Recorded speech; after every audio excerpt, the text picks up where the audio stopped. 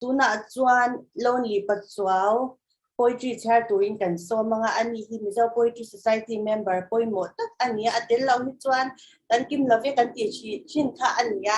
poetry via ba ka asyar lam tam hi ane so me pasya ngai dom thi me maya za ina ko yan kan thak le to ni tuna lonely pachuaw ta cham turin kan so me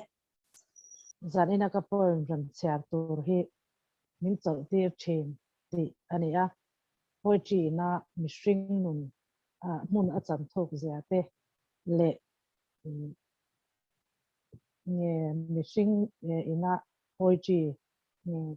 chau na na kan ba man zate tindung na ta pe ang te ri lu na ngoi noi te tan po poetry hi chau na tling ani sia ka thiamang to ka sau chwana ani a kan chiar nge bin chau tir train ti ani sui zom rimoi atop tika rimoi tum tu kiam da kianga chuan mit tui bual nu lamoi zama muang a thun tiam tho kal san tur le hring nun lam sang zo zo tura thun nung chia ani lai khan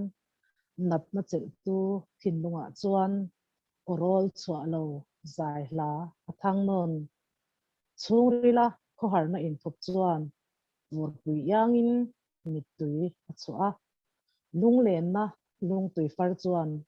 tuam dam tu lamoi a thlahel train nem thiam an ka vaya kanur lain thaler pangpar rim tui na chuan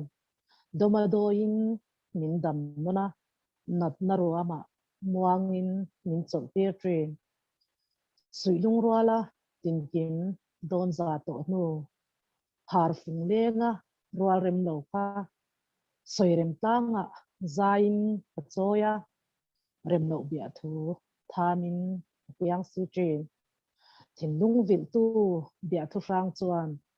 hring nun hlamoi min cheu tira hoilo par chea liam to hnu kha lim na runa zalin kazal pui le train kalome